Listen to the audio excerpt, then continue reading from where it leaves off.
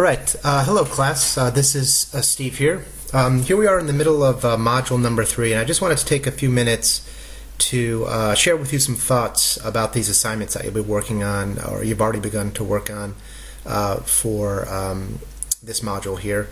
In particular, you've got two significant assignments. You're working with a partner on opposite sides, negotiating a wholesale power contract, and then you're working individually to take the retail rates that were established in the Northern States Power and South Dakota PUC proceedings and try to come up with an alternative type of rate structure.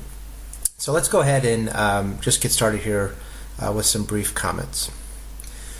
So what we're focused on this week is really the pricing of electricity. Okay, so we have this commodity, electricity. It's as we've all recognized, it's a vital commodity to our safety, to our standards of living, and so these are important issues. And so there are three basic ways that the price of electricity ultimately is determined. The prices that we pay as end-use consumers can be determined through a chain of events, through a chain of processes, and obviously it can be quite complex. But in general, the price of electricity, again, the energy part of electricity, not necessarily the transmission tariff or the distribution tariff. We're talking about the price of energy, the generation, and then the delivery on the transmission distribution would be a separate, as we know, regulated price for delivering that power.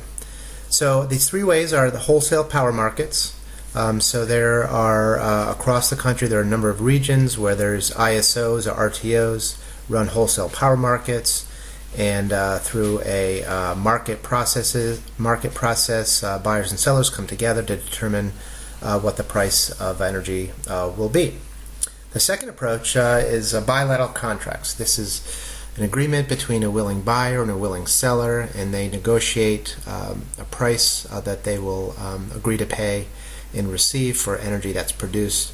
And then finally, in those regions where there's still regulated rates for energy, the rate design process, and that's the final step in the regulatory process, where you establish revenue requirements, and then those revenue requirements have to be translated into rates that customers ultimately see on their bills. So again, just these three basic ways that electricity prices are determined: energy prices, wholesale power markets, bilateral contracts, and rate design. And the latter two are the ones that you'll be focusing on in your work during this module.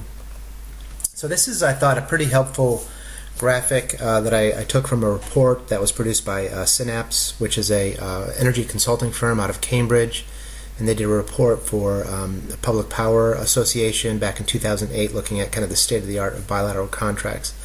But this particular graph here really tries to summarize the complex process of energy generation, and then that power is marketed through long-term contracts, options for future power purchase, and then spot market purchases. And then that flows through. Those are by and large what we call wholesale transactions. So there's entities, utility companies, co-ops, etc., that perhaps need to purchase power. They may self-generate as well, but they need to purchase power either through markets or through these long-term bilateral contracts. And these are what we call load-serving entities, LSEs. Load-serving entities, they purchase power at the wholesale level, and then they sell that power to retail customers, including folks like us and businesses, industry, etc. So there's this whole process of generation of power, wholesale transactions, and then ultimately retail transactions, which is the prices that we pay as consumers for electricity. So as we mentioned, one of the ways that wholesale prices are determined are through these markets, and this is a snapshot of the New York ISO. The New York ISO is the independent system operator that manages the New York State power grid, and they also operate wholesale markets for energy and also ancillary services, which is a topic we cover later in this course. So this was late morning in August 16th of 2015, and these prices are per megawatt hour, And like most wholesale markets, there's what we call locational-based pricing, marginal pricing. So in different zones across New York State, what we're seeing here in these gray boxes are the market clearing price for energy, and this was the day-ahead market. And this ranged from about $23 per megawatt hour up to $31.94. Again, that would translate into about 2.5 to 3 cents per kilowatt hour. And again, that's just for the energy, not the transmission distribution component of that. So again, the wholesale power markets, it's a mechanism. Competitive forces determine what the price of electricity or the price of energy will be in those various markets. So then the second approach would be bilateral contracting. And generally, a significant amount of the energy that's transacted on a given day, at least 50% of that is typically transacted through these long-term bilateral contracts. So there's a willing buyer and a willing seller have agreed on a particular price and the terms of delivery of that power, and that establishes the wholesale price that we see for energy. And again, these are proprietary agreements, and so you're working on one. You've got a TEDCO utility in Massachusetts that's seeking to purchase power from a future wind development in New Hampshire. And so really this assignment is really designed to get you to think about what are the important terms and conditions that one needs to consider when entering into these bilateral contracts. So this is a process of negotiating. You've got your partner, one representing the utility, one representing the wind power developer. And so this assignment is really designed to get you to work collaboratively to negotiate the various terms of the power agreement. Again, you're not coming up with the actual contract, but you are negotiating the terms of that contract. And I would anticipate that some of the more challenging issues will be the price per megawatt hour.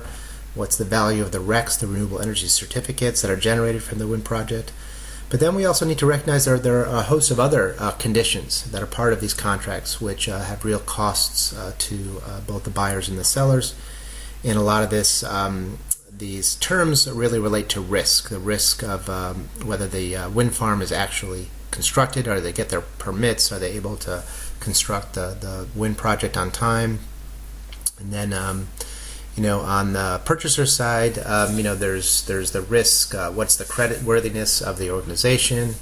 What are the terms of payment? So there's all these different elements beyond simply just the price that are very important to these bilateral contracts. So the idea of this exercise is really to get you to think about these different dimensions of an ultimate contract, using the example with Vermont and the wind developer as a case study. And again, much of that has been blacked out because some of the information contained in that agreement is considered proprietary. So then the second exercise is taking the retail rate structure that exists in South Dakota, and then using your creativity, using what you understand about what's the goal, what is the goal of creating. And again, this is creating really a retail rate. This is the rate that ultimate customers will receive. Where we talk about bilateral contracts, that's establishing wholesale rates, and also the markets that we see for energy are on the wholesale side. So with this, of course, the number one goal in establishing rates is to generate the revenue requirements, right? We've determined that the utility must receive a certain amount of annual revenue, and we have to structure the rates in such a way that revenue is collected and allows the utility to operate its system. So in addition to this primary concern about generating sufficient revenues, we also want to structure these rates so that they are efficient, and by efficient we mean the price that consumers see on their bill really is as close as possible to representing the long-term marginal cost of power production. In economics, there's this understanding that economic efficiency occurs when the marginal costs are equal to the marginal benefits. And so the idea is the economic efficiency is we want to try to have the rates reflect as close as possible the long-term marginal cost that the utility faces to produce and deliver power. The other principle is here is the rates must be fair. Again, we've got different rate classes, commercial, industrial, and residential. We want to make sure that we're meeting the fairness standard, and really that's indicative of are the rates that these rate classes are subject to really driven by cost causation. Do these rates reflect the costs that utility incurs to generate and deliver power to those various customer classes? So fairness is an important characteristic. We also want rates to be relatively simple and understandable for consumers. There's an excellent reading for this week on dynamic pricing. And from an economic efficiency standpoint, really that is the ultimate goal, is to have the prices reflect the time and location specific marginal cost. That's really a technical term. But that would be rather complicated to be changing the price of electricity on an hourly basis based on system conditions. That's really would not be simple or understandable for consumers. It would create a lot of confusion. Although there are efficiency gains theoretically that can be achieved by moving in that direction, we also have to recognize that we have to balance that against the simplicity of these rates so that they're understandable to consumers. But again, really it is this idea that consumers, we want a rate that leads to an efficient level of energy consumption. So the rate should again encourage the proper amount of conservation and efficiency, and that's a feature to be considered.